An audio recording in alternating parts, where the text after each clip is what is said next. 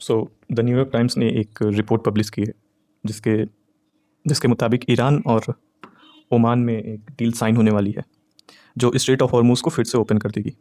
But इस deal में एक कैच है। एक्चुअली जो डील है वो प्रेसिडेंट ट्रम्प की जो अर्जेंट पॉलिटिकल प्रॉब्लम है, जो कि शिप्स को फिर से स्ट्रेट ऑफ हॉर्मूज के थ्रू ट्रांजिट करना और मूव करवाना है, वो तो प्रॉब्लम सॉल्व कर देगा। पर ये जो डील है ये ईरान को एक बहुत ज़्यादा स्ट्रेटेजिक लेवरेज दे देगा जो इस वॉर से पहले नहीं थी। ये डील साइन होने के बावजूद भी एक तरह से ये ईरान की जीत ही होगी।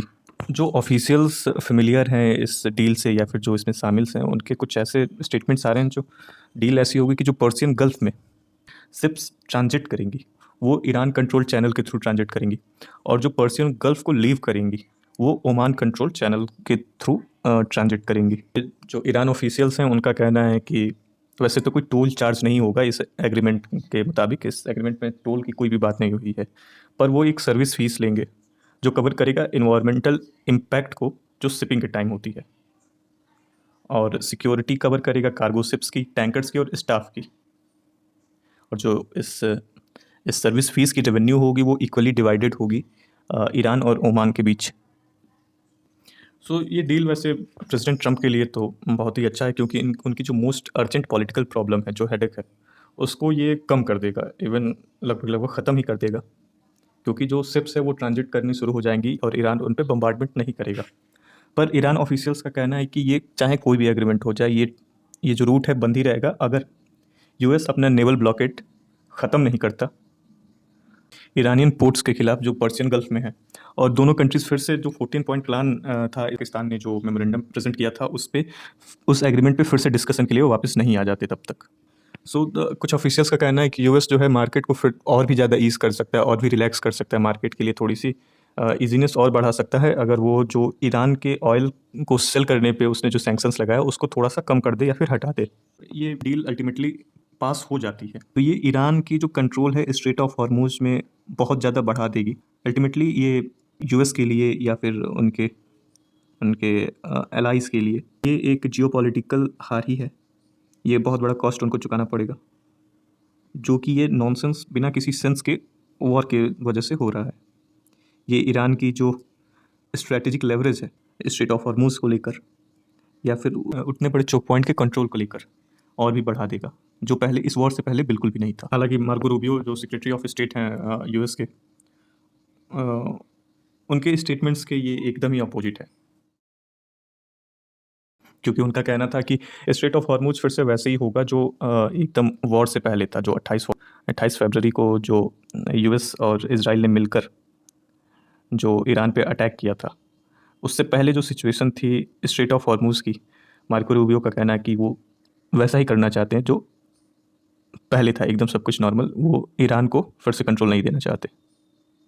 मार्को रूबियो ने हाल ही के एक साउथ ईस्ट एशियन मीटिंग में उन्होंने कहा है कि अगर वो ये अलाउ करते हैं मिडिल ईस्ट के लिए, जहाँ पे नेशंस ये डिसाइड करे कि कौन इंटरनेशनल वाटर को कंट्रोल करेगा और वो कैसे टोल लेगा या फिर फीस लेगा, तो ये डेंजरस है, क्योंकि ये बात सिर्फ ईरान और मिडिल ईस्ट तक ही शामिल नहीं रहेगी।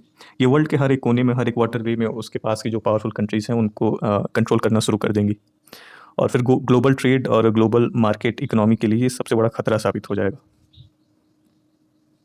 और यहाँ पे जो स्टेक है वो सिर्फ यहाँ पे जो बात है वो सिर्फ स्ट्रेट ऑफ हॉर्मूज की नहीं, ये फंडामेंटल प्रिंसिपल है फ्रीडम ऑफ नेविगेशन के लिए। 150 साल पुरानी इंटरनेशनल ट्रेड की जो प्रथा है उसको एकदम ही ख़त्म कर देगा। फ्रीडम ऑफ ट्रेड की जो बातें अमेरिका करता है या फिर वर्ल्ड जिसको फॉलो करता है उसको ख़तरे में ला देगा। हालांकि अमेरिका खुद प्रॉब्लम क्रिएट करता है और फिर खुद ही उसको सॉल्व करने के लिए आगे आता है और ख़ुद को हीरो साबित करता है। ये अमेरिका की पुरानी ट्रिक है, खुद से वर्ल्ड में प्रॉब्लम क्रिएट करना और ख़ुद को फिर हीरो इस्टेब्लिश करना। हालांकि मिस्टर ट्रम्प इस डील को लेकर बहुत ही ऑप्टिमिस्टिक हैं। उनका वो तो बस यही चाहते हैं कि कब ये स्ट्रेट ऑफ हॉर्मूज ओपन हो जाए और कब उनके सर से बोझ हटे, क्योंकि उनके यूएस के इंटरनल पॉलिटिक्स में उनको बहुत ही प्रेशर फेस करना पड़ रहा है उनके इस ब्लंडर को लेकर, जो उन्होंने ब्लंडर क्रिएट किया है मिडिल ईस्ट में, जिसकी वजह से लगभग लगभग पूरा वर्ल्ड ही सफ़र कर रहा है। पर उनके ऑप्टिमिस्टिक उनकी खुशी के बावजूद पेंटागन के जो कुछ सीनियर ऑफिसर्स हैं वो इस डील को लेकर बहुत ही ज़्यादा स्केप्टिकल हैं। उनका कहना है कि हालांकि ये डील भले ही साइन हो जाए, भले ही स्ट्रेट ऑफ हॉर्मुज ओपन हो जाए फिर से, पर उस वाटरवे में अभी भी बहुत बहुत ज़्यादा वाटर माइंस हैं जो शिप को वहाँ से नेविगेट करने में बहुत ज़्यादा प्रॉब्लम क्रिएट करेंगी। हालांकि अब सल्यूशन कोई भी हो, पर जो स्ट्रेट ऑफ हॉर्मुज का कंट्रोल है ईरान के पास और जो आगे आने वाला है कंट्रोल, वो ट्रंप के लिए सरदर्द हमेशा बना रहेगा, क्योंकि ये इस वॉर से पहले स्ट्रेट ऑफ हॉर्मुज लगभग लगभग पूरा ही फ्री था, वहाँ पे किसी का बहुत ज़्यादा कंट्रोल नहीं था। पर इस चीज़ की कोई अब मिलिट्री सोल्यूशन भी नहीं है, क्योंकि ईरान पीछे हटने का कोई भी साइन नहीं दे रहा है। अब देखते हैं कि ट्रंप साहब क्या करते हैं, क्योंकि ट्रंप के सामने अब दो ही ऑप्शंस हैं, एक तो वॉर जो वो जीत नहीं सकते और एक पीस जिसमें उनकी हार है। So thank you and please like and subscribe my channel. मैं ऐसी वीडियोस लॉन्ग और शॉर्ट्स दोनों लाता रहूँगा, आप प्लीज़ इसको सब्सक्राइब कर लें।